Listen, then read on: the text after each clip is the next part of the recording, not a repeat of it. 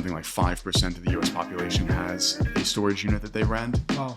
Where in the UK, that number is around 1%. And in Europe, it's just above 0.5%. So, you don't need to believe the full exuberance of the American storage customer story to believe that there's, even if the UK and Europe came to 2%, there still would be a lot of supply and a lot of institutionalization to take place in the sector. And that's ultimately something that I was drawn towards.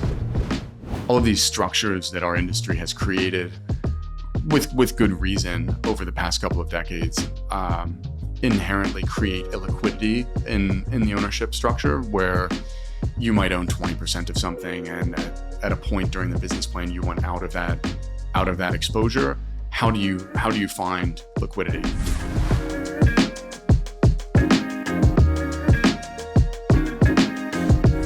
Quick one from me. If you haven't already subscribed or followed this show on the podcast or app where you listen or watch, please do. It takes 10 seconds and helps tremendously. I've got really big plans for the People, Property, Place podcast, and that one small action really, really helps grow the show and the presence and enables us to keep doing what we're doing. So if you haven't already, please follow or like on the platform you watch or listen to. Thanks so much. Welcome to the People, Property, Place podcast. Today we are joined by Craig Mason, Investment Director at Pithos Capital. Pithos Capital was named after the largest storage jars used throughout the ancient Greek world to store, trade, and preserve value. So it will come as no surprise that Pithos Capital invests in self-storage assets across European cities. Craig started his career at Madison International Realty, a business focused on providing liquidity to real estate owners and investors who otherwise had few options for facilitating early exits from their illiquid real estate ownership positions or monetizing embedded equity. Craig is a graduate of Cornell University, and it gives me great pleasure that he joins me on the podcast today. So Craig, welcome. Lovely to be here, Matt. Thank you. Not at all. Well, look, I'm really excited to find out a little bit more about your background, how you have curated the career that you have, and also spend a little bit of time talking about Pithos Capital and your views on the market. But before we get into all of that good stuff, a place that I always like to start this podcast is how and why did you get into real estate? Where did it all begin? Exactly. Yeah. So in my case, I would say this came back originally to a family business story. So I am from the US, as you can tell by how I speak. My hometown is in West Virginia.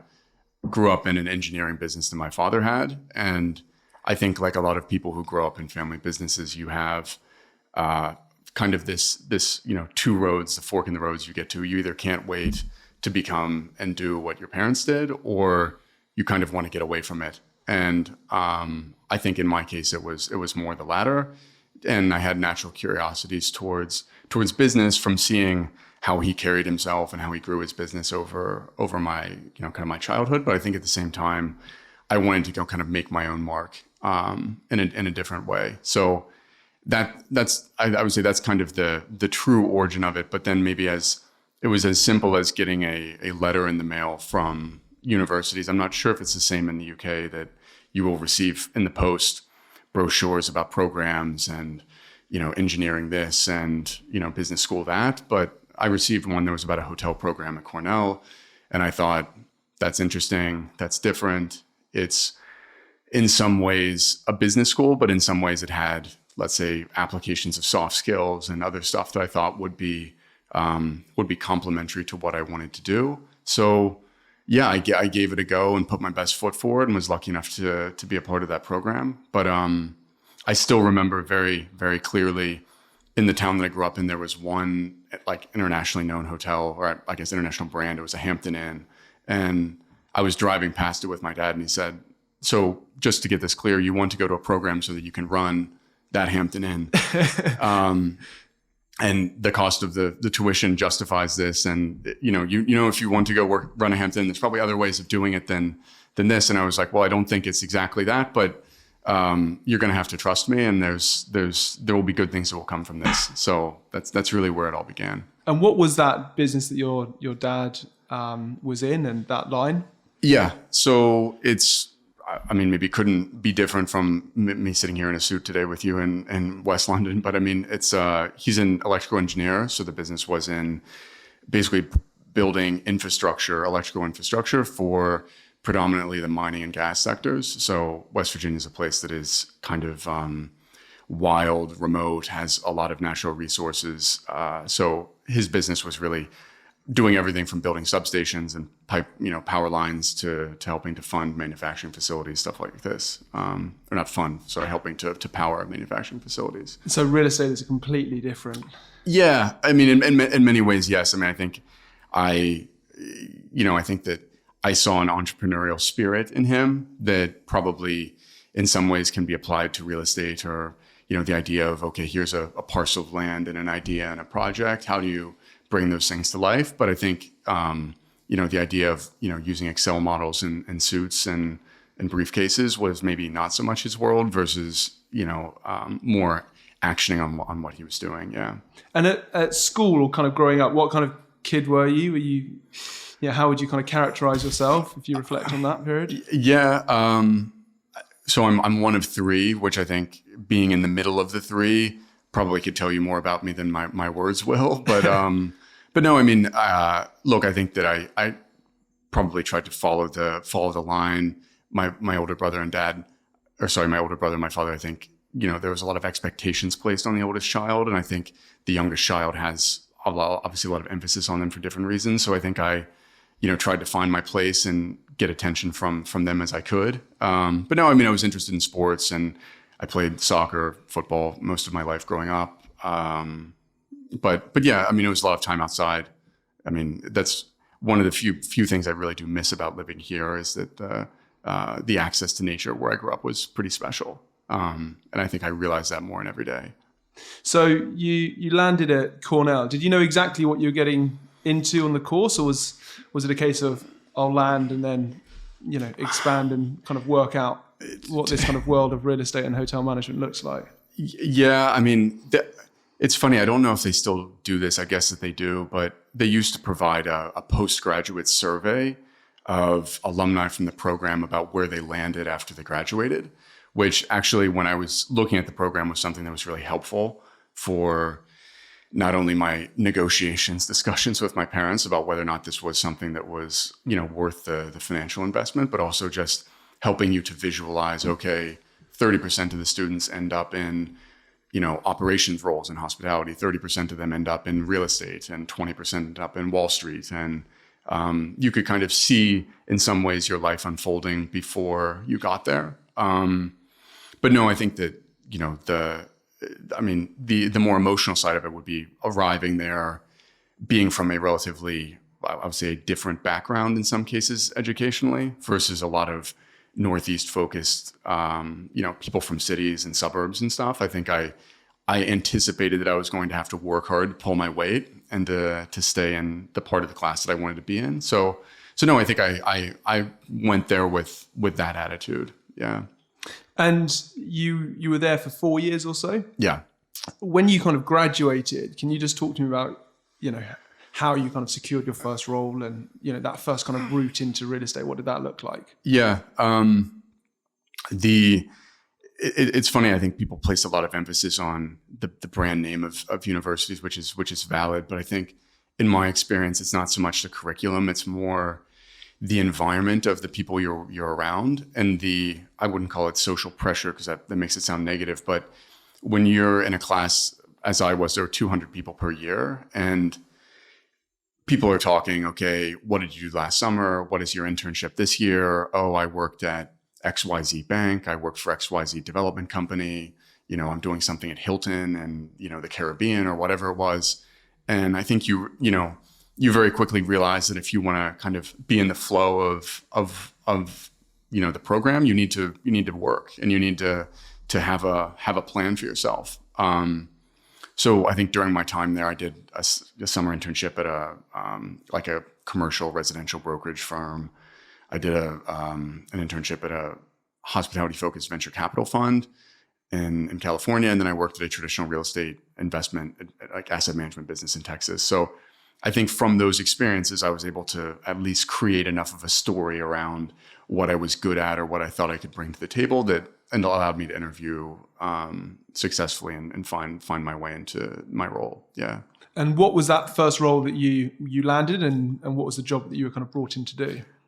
So it was at a investment fund called Madison International Realty, which is based in New York, but has offices in Germany, the UK, other places around the world. So that was really where I cut my teeth. And I think at the time there was an analyst program that would bring in a couple of students from different programs, and so I think that the learning experience from that environment, whether you're talking about valuation models and understanding, which assumptions drive which outcomes in financial analysis, sitting in rooms with people about, the debate between, is this risk worth the following return you get for it? And how do people think about, weighting opportunities versus each other? I think all of those considerations were really, brought to center stage in that environment. So yeah, really obviously grateful for that learning experience, because I think it was a crash course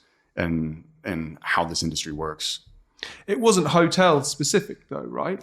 And was that a conscious decision to kind of join a business that wasn't, just hotel orientated? Because in my experience of dealing with people who've been to university with a hotel or a hospitality angle as part of their degree, you get some that are militant hoteliers and hospitality, like obsessed. Yeah. And that's all they ever want to do. Yeah. And then I guess you get others that you probably fall into the bucket where... Yeah, I guess, I don't know.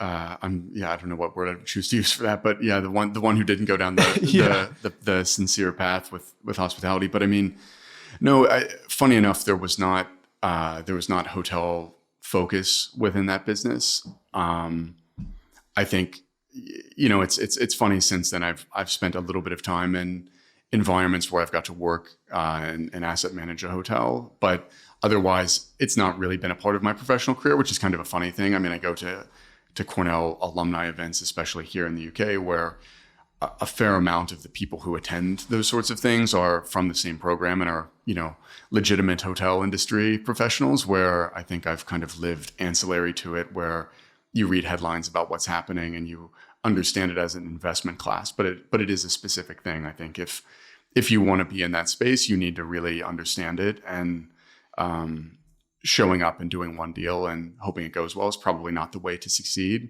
in hotels. So yeah, maybe, let's see, something for the future, but it's not really been a part of my past.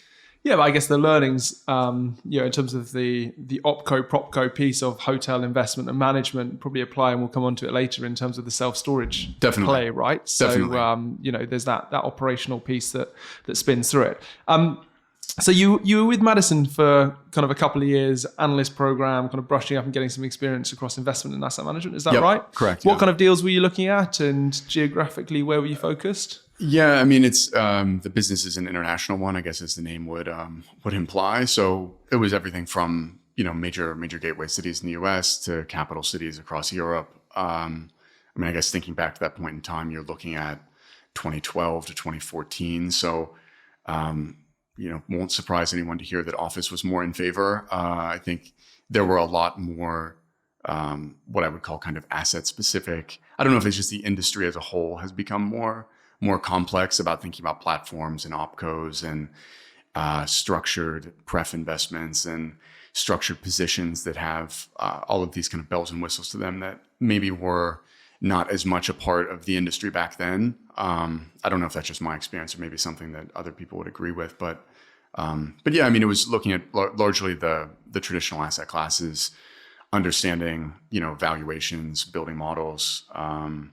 And yeah, I think most of my track record coincidentally has been in Europe, even though I was based in New York for call it 40% of my time at Madison. Yeah.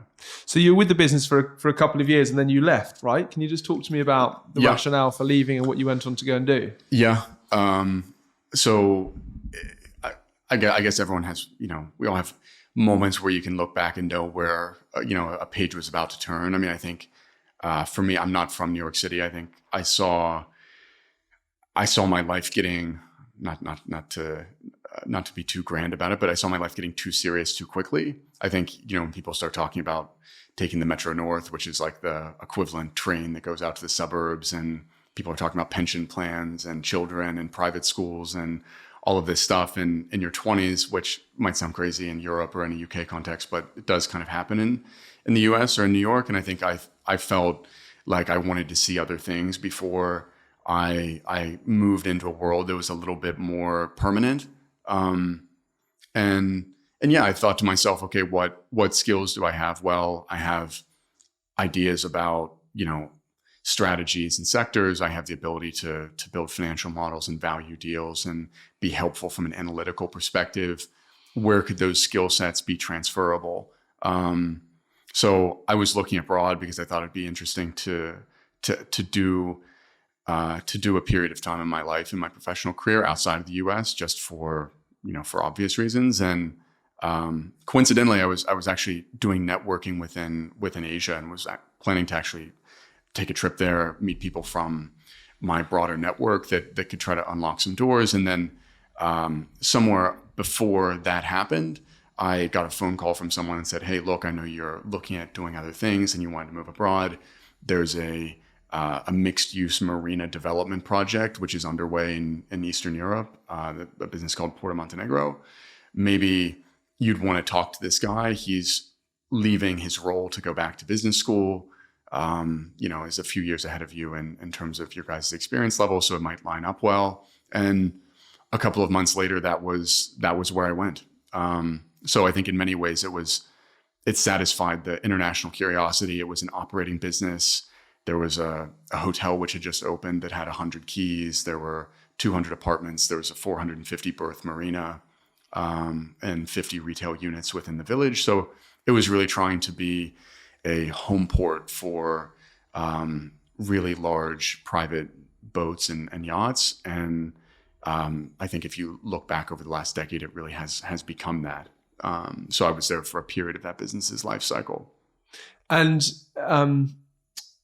what were the key takeaways of that period? Because you're kind of becoming, marinas, it's slightly more alternative, right? I guess a lot of the principles that you were learning in terms of underwriting and valuing core real estate, you're transferring those to a slightly alternative asset class. It's still real estate or infrastructure underpinned, right? Yeah, it's funny. I mean, maybe I should just start branding all these things as a form of operational real estate, which is true. I mean, I think the marina business is not one that everyone spends time in, but it's interesting in that you have effectively an inventory of space, i.e. the basin of water, which you can, depending on how flexible your basically your jetties and your pontoons and stuff are, you can, move it around like a Tetris board to try to sell space more efficiently, to larger boats, to smaller boats, depending on seasonality. So it's in some ways similar to a hotel in that regard, except for the fact that it's not necessarily a fixed space or a fixed interval of size that you're selling. And also the duration of the contracts were in some cases 3 hours, in some cases 3 months, 3 years. So how do you price each of those pieces of your revenue stream, not necessarily knowing what business will look like 3 months from now or 6 months from now? So from that sense, I think it was a very interesting business to understand. And if you connect that to other operational real estate asset classes like hotels or what I'm doing now with storage, there's certainly lessons you can learn about yield management. You were there, as you said, for kind of year and a half or so before leaving. Can you just talk to me about that next step? Because that was an entrepreneurial itch, if I'm not mistaken. Yeah. So I have an older brother who's very much kind of, I guess, embodies the startup venture capital California. I have an idea and I have confidence and I can find people to believe in me and believe in what I'm doing. And he's he's really done that his whole career, which has been an impressive thing to watch from the sidelines. And at some point along his journey, when he and I were speaking about his life or my life or how people work, I mean, this was in 2015. So a different landscape in terms of a lot of things. But we had this opinion that basically the if you want to call it the housing model of fixed 1-year leases within large cities didn't really accommodate the way that let's call them digitally employed people were working. And I think we were beginning to see people use this term digital nomad, which I in some cases like, in some cases don't. But I mean, I think we were seeing the earliest development of that cohort of people, and he was one of them. And I think I saw this from the real estate side, and I saw this from kind of the housing side, if you want to think of it like that. So we basically set out to create a platform where you could sign a lease with a business, and that lease would provide you access to live in 10 different cities if you wanted to. And, so I guess if you're the digital nomad, what you get out of that, you have, easier access to reliable Wi-Fi, a safe place to live, people that you'll enjoy talking to, the collaborative co-working environments that you wanted to be in, and that local interconnectivity, which is hard to find. And I think that we wanted to do that to service the U.S. market. So we were looking at places in U.S. time zones, which is why we first tried to basically start a location in Puerto Rico, which for those of you that are not from the U.S., maybe it's a little bit less familiar. It's a commonwealth, so it's technically part of the U.S. They have passports, but they don't have representation in Congress, which is kind of a bizarre thing. But you can fly there without a passport. You can use the hospital system. Your phones would work there if you arrive from America. It's on the same time zone as Eastern Standard Time, but it's culturally quite distinct. So I think we thought that would be the right place to start this business, because it would provide some kind of a different cultural environment, but would be, have many of the creature comforts at home for American working populations that were based on the East Coast. And the plan was to do that in, 10 places. Obviously, we didn't necessarily get that far, but raised a bit of money, tried to put it to work. We got accepted to an accelerator program, but ultimately found it too difficult to secure a first site, and gave back the money that we hadn't spent or invested, and moved on. Ahead of your time, because obviously WeWork kind of came in and, not quite the same business model, but maybe provided some of the infrastructure or real estate networking opportunities for digitally minded or nomadic orientated individuals. It's funny. I mean, I haven't looked at the emails or the pitch books for that business for a long time, but I mean, the things that we were quoting as evidence of what was going on in the sector were, it was WeWork as a co-working brand. WeWork had a housing arm called We Live, which had opened a couple of locations in New York, which we were looking at as evidence that this was going to continue to be a way that people would live, especially millennials. There were a couple of other businesses that I don't think exist anymore, but then probably maybe the winner of that sector was a group called Selena that was based in Central America and Latin America. Primarily, I would have described them as more of a hostel hotel concept, but over time, they opened enough of these locations. I think they understood that a lot of their underlying customers were people who were traveling and working, and maybe would stay for 2 weeks or for a month or for longer. And over time, I think they actually at some point rolled out kind of a monthly program, which in some ways looked very similar to what we wanted to create. So I do believe that we were onto something, maybe too early, maybe didn't have all of the right pieces in place, but yeah, it was obviously something. You learn more from the things that don't go right than the ones that do. 100%. Talk to me about the move, because you kind of boomeranged back to Madison, right? Can you just talk to me about the rationale and that piece in terms of going back to Madison, and where were you based, and what were kind of the deals and what were things you're working on? Yeah, so let's say after spending a year and a half living in Montenegro and then a year living in Puerto Rico, I probably would have been an unusual candidate for, you work in the world of recruitment, Matt. So if I had called you and said, hey, look, I'm looking for an institutional, to basically reintroduce myself to institutional environments, it's it's not a story you'd hear every day. But I think the skills that I picked up from that translated into, operational real estate. A lot of what I did in Montenegro was, kind of asset management of the assets in the different business lines of that project. So I wanted to come back into institutional property. I wanted to kind of cut my teeth in that sector in a proper way and apply some of the things that I'd learned. The folks at Madison at the time I'd been close to, I think in many ways viewed them as mentors, and yeah, so it was a relatively natural conversation around, come back and help us to continue to grow the business and, work on the things that you'd worked on, and we've expanded in the following ways, which you probably will find interesting. So yeah, it was, and I mean, I interviewed other places and was looking at other roles, but I think ultimately the people are what brought me back. And I think the fact that it is an international business was a nice complement to what probably had been a somewhat fundamental shift in my mental landscape about how I thought about my own future in the US or living outside of it.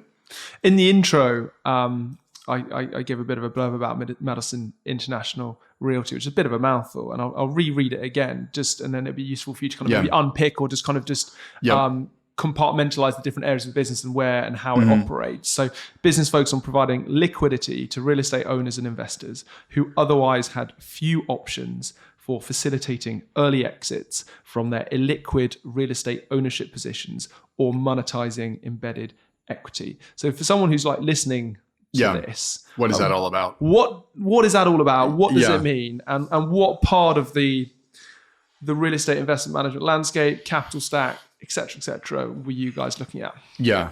I would maybe simplify it into saying that most of the strategies Madison was employing were kind of indirect equity strategies, or I think the industry frames most of these as secondaries, or there's some differentiation between fund level secondaries and direct secondaries, which I can come on to. But yeah, I mean, I think if we maybe take a step back and you go look at the commercial real estate space in general, there's a lot of structuring that takes place. You have operating partners and capital partners. You have funds. You have syndicates. You have closed-ended vehicles, open-ended vehicles. All of these structures that our industry has created with good reason over the past couple of decades inherently create illiquidity in the ownership structure, where you might own 20% of something, and at a point during the business plan you want out of that exposure. How do you find liquidity?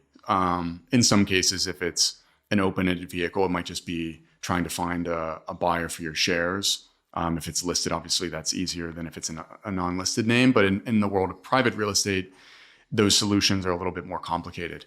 So I think the focus of the business was finding situations where there was some story around illiquidity, where not due to I want to be clear, it's not due to issues regarding the underlying health or performance of the assets themselves, but more, people use the phrase like not bad assets, but bad balance sheets a lot of times when they talk about secondaries.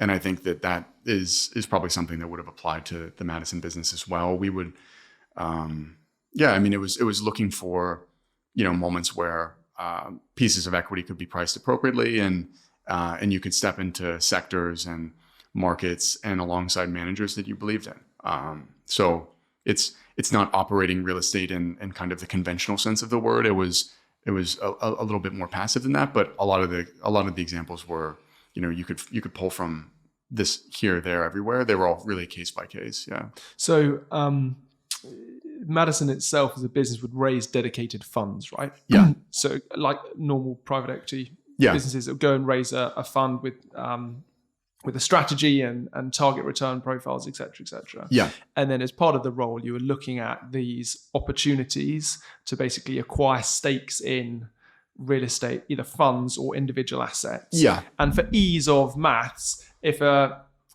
hopefully this kind of adds up.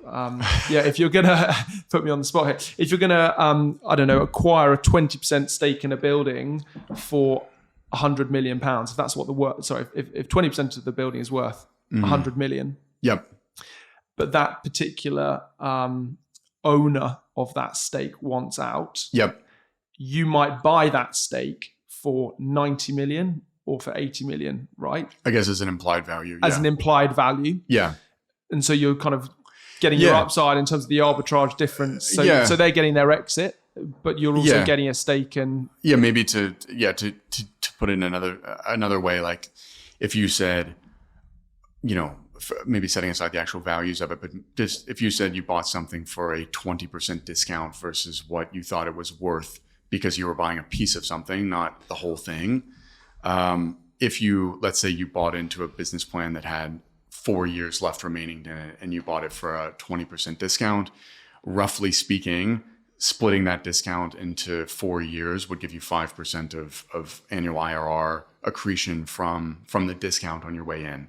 Now that would be assuming that you could exit on a market price basis, which is kind of the other, I don't know if I call it magic to secondaries, is that, you really become an arbiter of liquidity and illiquidity and understand how to price it. So if you're buying something that is fractional, on your way in and you're getting a discounted price versus what you think it maybe otherwise would be worth if the whole asset sold, you need to make sure that you're exiting your position alongside the other shareholders or through an asset sale or through some sort of a process that provides a market priced exit so that you bought something liquid, but you exited on a market price basis, because buying illiquidity and selling illiquidity is not going to really do anything for you. I knew I should have got you to explain it rather than me try to work it through. So in terms of the landscape then, where were you kind of looking? What types of deals? Can you just expand on asset level, fund level? Yeah. And how often do these types of deals present themselves as well? Yeah. So I would separate the world of, again, speaking in general terms, the world of secondaries into fund secondaries and direct secondaries. The difference being, if you said, ABC commingled fund raises $1 billion, they have pensions and sovereign wealth funds as investors, and they go do a bunch of underlying investments in their strategy. So if you were recapitalizing or buying out some of the LP equity in their commingled fund, I would call that more of a fund secondary, versus if on the underlying asset level transactions themselves, maybe there were joint venture partners, or maybe there was club equity or syndicated equity or other forms of kind of multi-entity capitalization that you were buying interests in those pieces. So I guess there's differences between them in that if you're buying at a fund level, you probably have less access to transparency, because you have 20 deals and then a fund structure and you're sitting above the fund structure. So you need to basically price your entry to understand that you might not have a perfect view as to what everything's going on underneath you. But at the same time, because you're buying in partway through a fund's life cycle, your holding period is compressed, which would help your IRR. Also, the first couple of years of the business plan are usually the riskiest in terms of execution, in terms of effects of the J curve. So there's some benefit of stepping in midway through, like a commingled fund from that perspective. But yeah, and then it's just really trying to get a sense of what do you think the NAV of that vehicle would be, and therefore what price would you need to pay to generate a return that you feel good about. Understanding that you probably don't have much, if any, control on the underlying sales processes and outcomes of the assets. You're kind of along for the ride, but you're in the car at a better basis versus some of your peers. Yeah, is in general the story.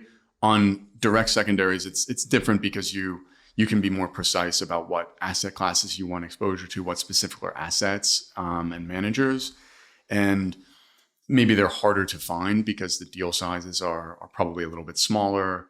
You're really going to have to roll your sleeves up in some cases to do the work on the underlying, leases in the portfolio, the debt, the other partners. What is the motivation for the party who's looking to sell?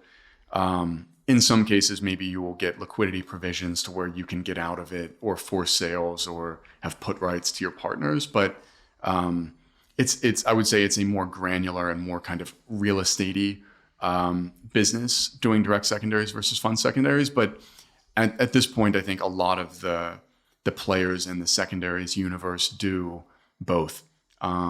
Maybe historically, some groups were focused more on one versus the other, but I think the landscape of opportunities is not mutually exclusive. Yeah.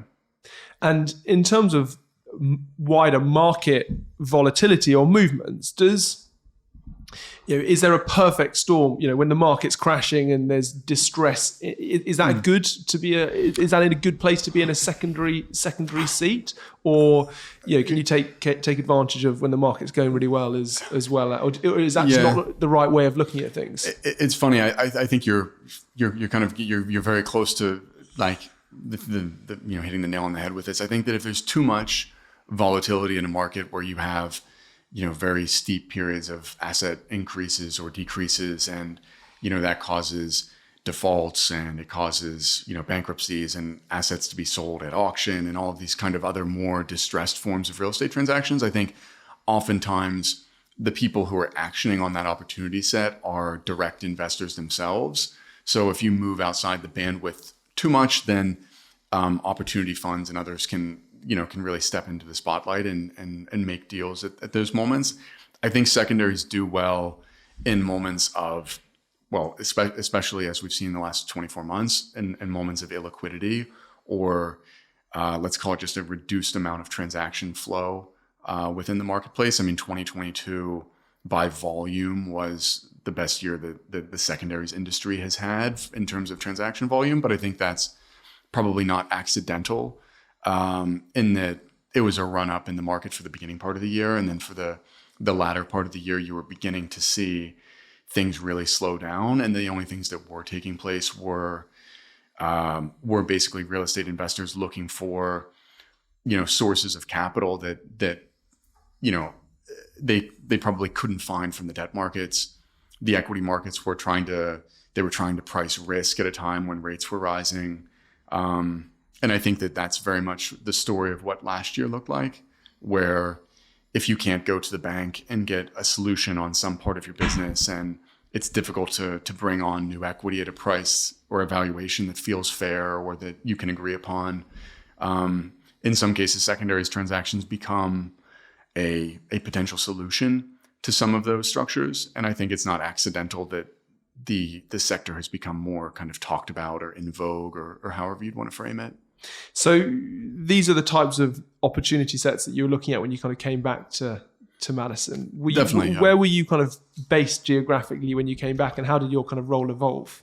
Yeah. So the first almost 2 years, I was back in New York, enjoying living there, looking at a mix of U.S. and European opportunities. I think at the time it was somewhat more of an open structure where you could have people in especially at a junior level working on deals in different places. And then over time, they asked me to move to London. They asked me to help expand the size of the business here and be a contributor to the platform on the European side, which I think for someone who had lived abroad relatively recently and enjoyed my time, but frankly, the places I had lived abroad were a little bit more unusual, or probably not places I permanently would have lived.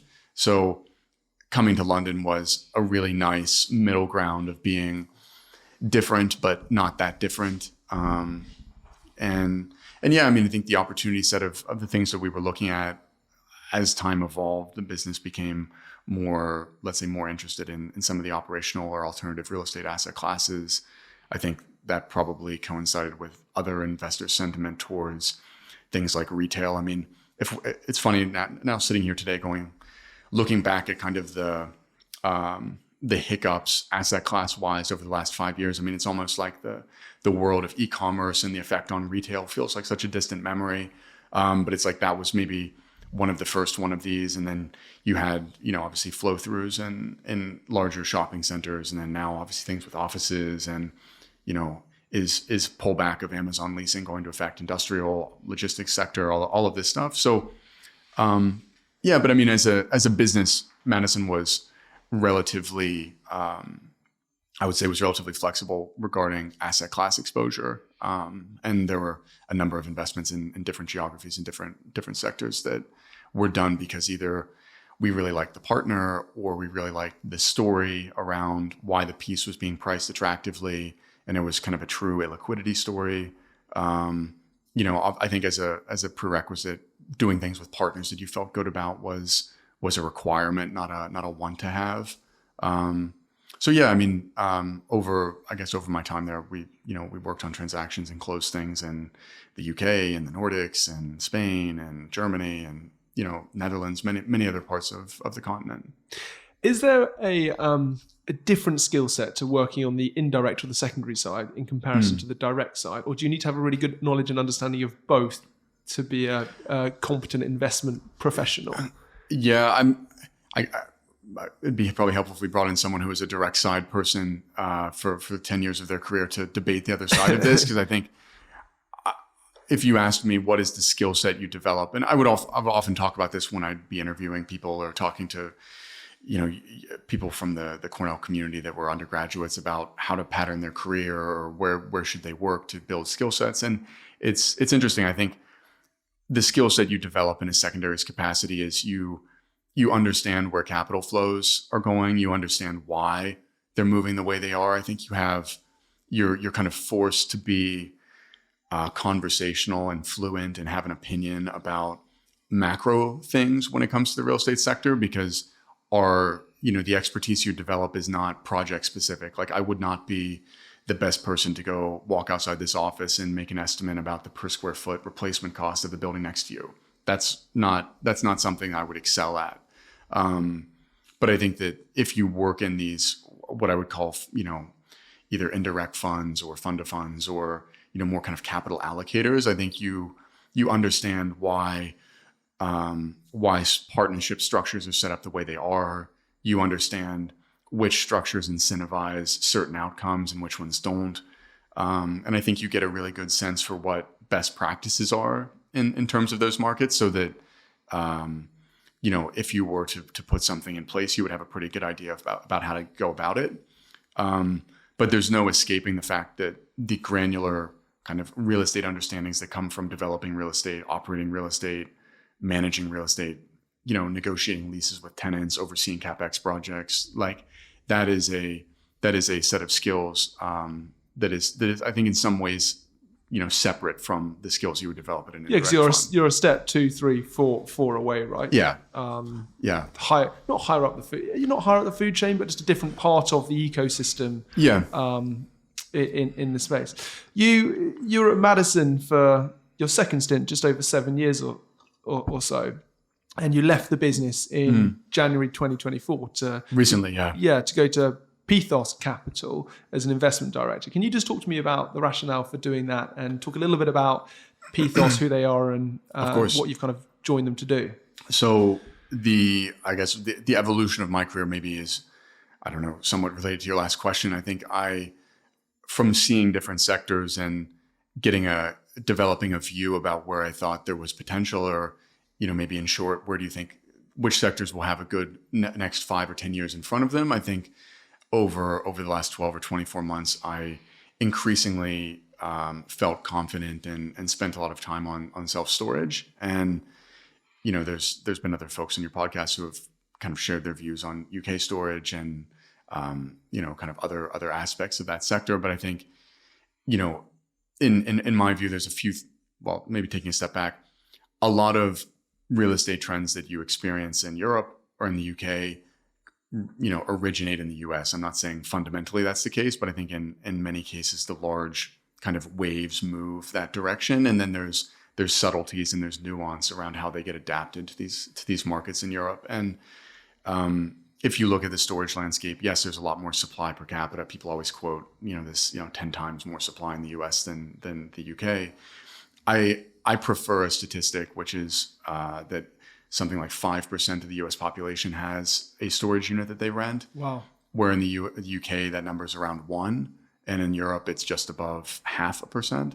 So, you don't need to believe the full exuberance of the American storage customer story to believe that there's, even if the UK and Europe came to 2%, there still would be a lot of supply and a lot of institutionalization to take place in the sector, and that's ultimately something that I was drawn towards.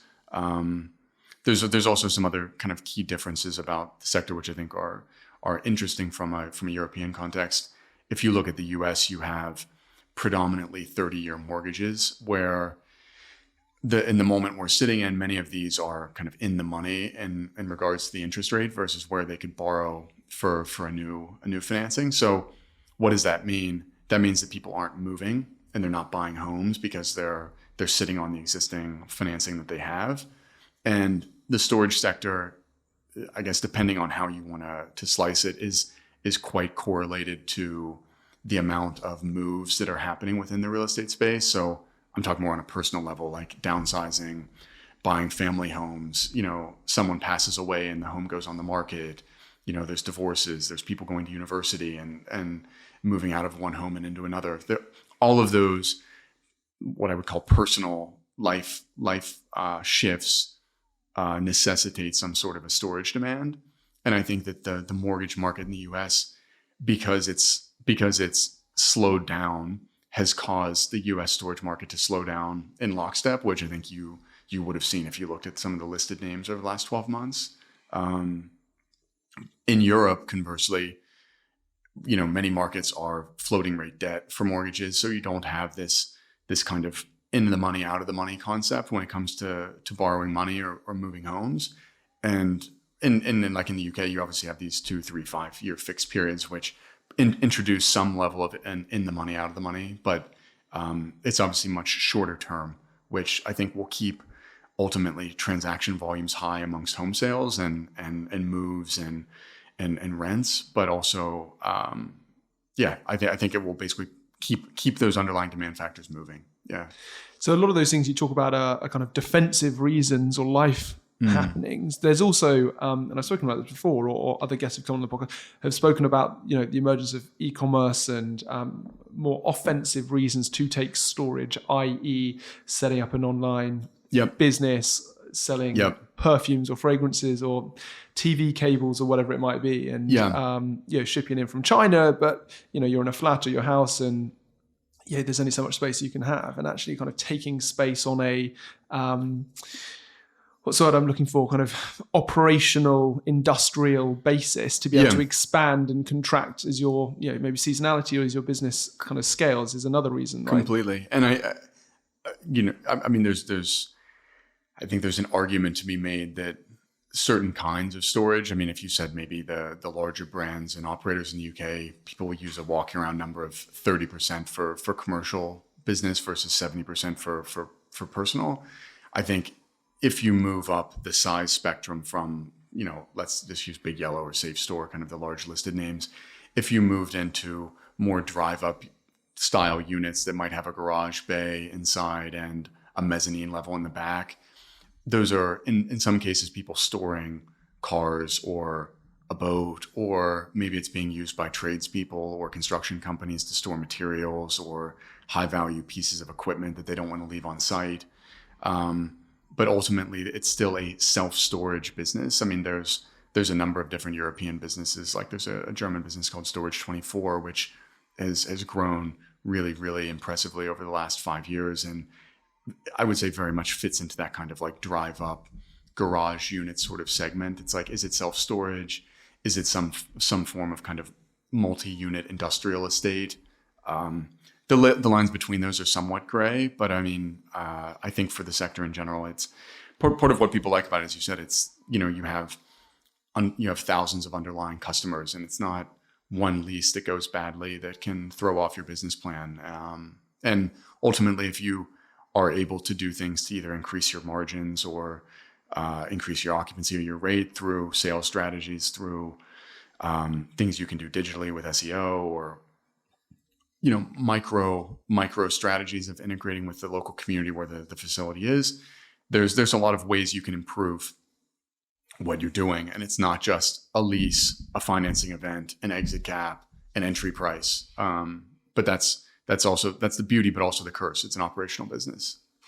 So talk to me about Pithos Capital and why you decided to make the move there. Yeah. So I guess I've made clear my enthusiasm for the sector, but I mean, I think when I was spending more time around people who were active operators and investors in the sector over the past couple of years and having conversations about what they were doing and how they saw the landscape, I think it was a relatively natural conversation with the team at Pithos. I mean, they are, I guess maybe as a quick background on them, they're based in Geneva, Switzerland. So they are, I guess, originally more of a diversified investor backed by a couple of family offices in Switzerland.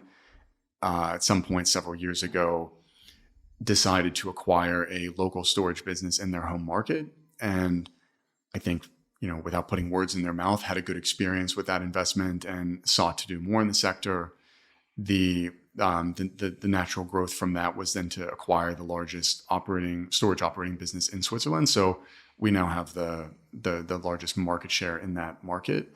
And subsequent to that, I think more enthusiasm existed internally for the strategy. The idea of Pithos as a specific storage, call it like investor operating partner, was born. And from that, it's expanded into the UK. So we have a joint venture here on 28 assets with Davidson Kempner, where we're the operating partner, and we've invested together with DK in those assets. And it's a business called UK Storage. And then there's several assets that we have acquired through either asset acquisitions or M&A of small operators in France and Spain. So, that's the platform. I think I like their business because I think in my view, there's a relatively limited landscape of operating partners who are equipped to understand the subtleties and the nuances of the sector. And when I was kind of, beginning to feel more and more confident that I understand who the participants were and the investors in this landscape, I think that they were well placed to basically action on some of the big trends that I described at the beginning.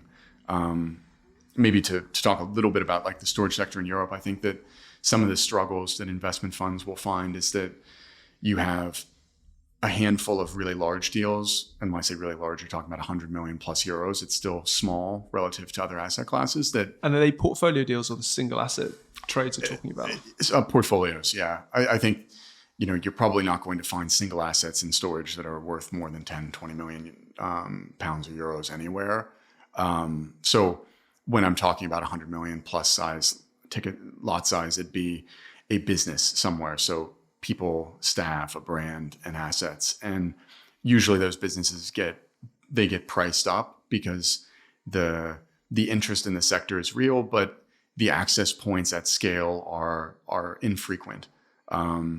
So you basically are left with the decision, if you're an investor who likes the sector, do I want to pay those prices to buy platforms, or do I want to do some sort of a granular strategy where I acquire assets, convert them to storage, acquire one by one operating assets, and merge them into a brand? Some of them have chosen to do that in-house. I think it's a relatively small number of investment funds that have taken that decision. And I think the majority of them have been left somewhere in the middle, where they go, the granular build-up amalgamation strategies they're too long, they're too granular, the check sizes are too small, but we don't want to pay some of the prices that are being paid for the platforms. So what are we going to do? And I think, frankly, a group like Pithos is well placed to try to either grow platforms to a size that would be interesting to institutional capital, either with institutional capital or kind of for them, or can basically help investors navigate that, if I'd call it like the middle market landscape. Yes, like buy it or build it somewhere in the middle.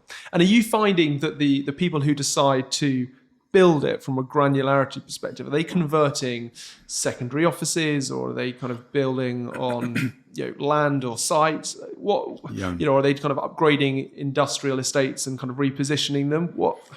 What types of? I think in the UK, you've probably, this is the most mature institutional market in Europe.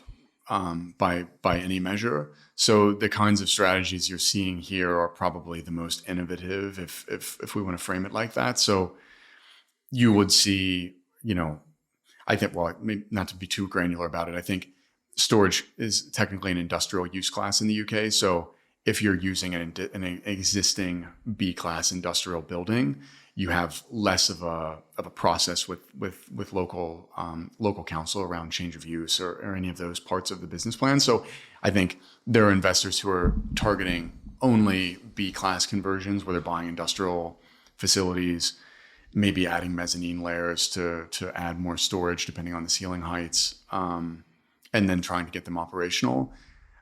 I would be of the opinion that there's a lot of interesting conversion opportunities that will come through in the world of retail and secondary offices.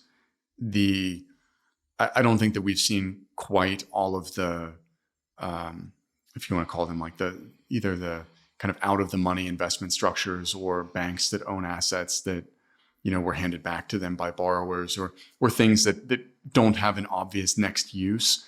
They're probably not going to attract an office tenant to sign a 10-year lease there, and they're in a part of the UK that maybe is not as much of an office market as it was 20 years ago when the building was built.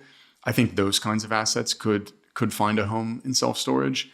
I guess without giving away too many of the secrets, like the considerations around that largely have to do with heights of the buildings, access for parking, visibility, how much can the floor support in terms of weight, because oftentimes office buildings or retail buildings were not maybe built with the same specs in mind, where industrial buildings are often easier conversion candidates because they were constructed with the intent of supporting a lot of weight, which storage is as well.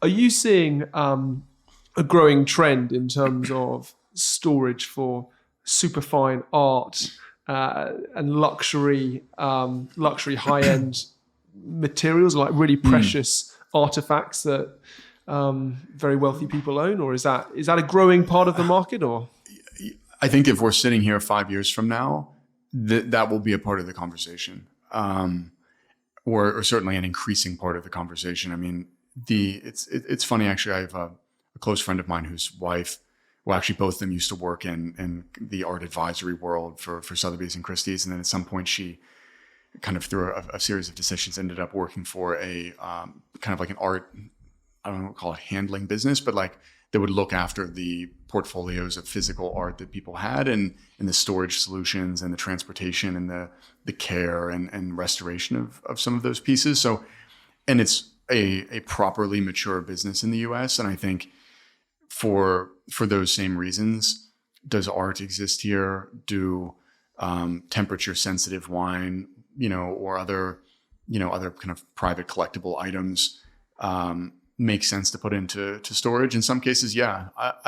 I think some of the larger operators here have parts of their portfolio or parts of their assets that do have exposure for kind of wine cellars or temperature and humidity sensitivities for humidors or other things. But I think that you will see specialist storage groups evolve to cater to that demand. And probably in capital cities only, I'd say. Yeah, sure. And I guess there's a medical angle to it as well, right? And there's probably a growing space there, or certainly with innovation and lab space as well becoming more prominent or more of an investable use class. There's probably an angle there. So just talk in terms of the ambitions that you have and you kind of the role that you've been brought in, because you touched on obviously the JV with DK, and as a platform you'll kind of co-invest alongside other LPs. What are your kind of plans to kind of scale and build the business? Yeah, I mean, maybe in simplest words, it's that we would like to do more of those sorts of transactions going forward. I think that we are of the broader view that the European landscape and the UK landscape are attractive places for the sector. Okay, that's great. The next question is, where? We have house views based off of the data that we sift through and the kind of analysis we run on it about where we think it would be interesting to be active and why. And then it's really about talking to other investors that would find those investment stories and those business plans interesting and finding a way to work together. I think for us, we're not, I guess, yes, in some ways, yes, we are a capital source and we can organically grow some of these businesses ourselves, but also it's looking to find other investors who like the sector, want to find a way to build exposure to it, but are looking for the right kind of operating partner to give them confidence that they're making the right decision in terms of how they're going about their allocation. So yeah, I think that there's a lot to be done, and my role within Pithos is to help effectuate some of those outcomes. So a question that I ask everyone as we draw to a close is, if I gave you £500 million of capital, who are the people, what property, and which place would you look to deploy that capital? I had a sense this question was coming.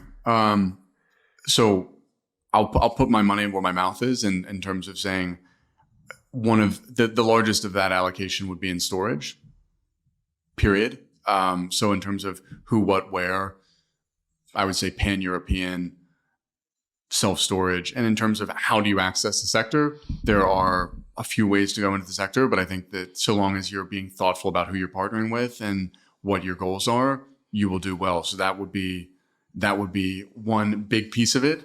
And then I think that the other big themes in real estate that are worth actioning upon, digital infrastructure, whether you're talking about DCs or data centers or cables or EV charging points, there's a lot of kind of subcategories in that world. But I think building exposure to that on a 5-year basis will serve you really well.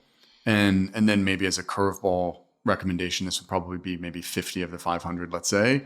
I think there are probably opportunities within retail centers that continue to be mispriced. And if you think about, they've survived the e-commerce wave, they've survived COVID, they've survived inflation and higher bank rates. The centers that are still performing well, in my mind, are pretty strong assets. And if you can finance them attractively relative to the price that you're buying in at, they might benefit from some compression over the next 12 to 24 months, where you're basically paid for being a bit of a contrarian. So that would be the curveball part of the portfolio. Well, Craig, you've had an amazing career, one that has been entrenched in operational real estate right from Cornell, giving your hotel exposure, even on a limited basis, more theoretical, through to the self-storage platforms that you are working on at the moment. Thank you so much for joining me and sharing a little bit about your background and story. And I'm really, really excited to see what you and the team go on to build. It's been a pleasure to be here, man. So thank you for the time.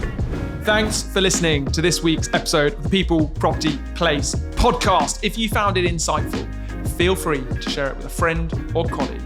Give us a rating, like, or comment. It helps tremendously. It'd be great to hear from you on LinkedIn.